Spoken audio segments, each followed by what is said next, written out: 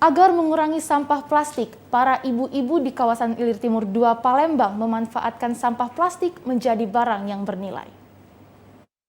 Oki kan ada acara Liga 1. Sampah plastik saat ini menjadi masalah yang memicu kerusakan lingkungan. Hal ini membuat para ibu-ibu memanfaatkan sampah plastik menjadi barang bernilai.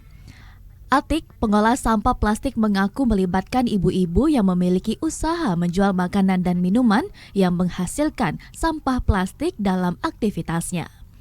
Sampah plastik inilah yang diolah menjadi barang yang bernilai serta diminati masyarakat. Barang yang dihasilkan seperti dari sampah sendok plastik yang dapat diolah menjadi souvenir, bunga hias, bahkan buket bunga.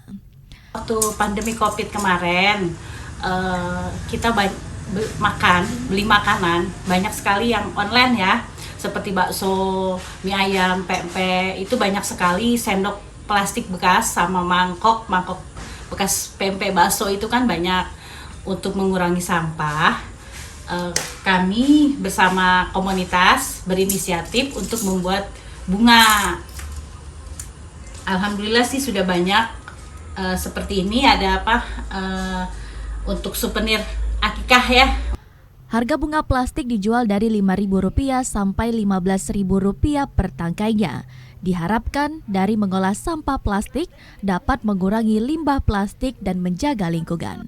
Rizky Amrina, TVRI Sumatera Selatan melaporkan.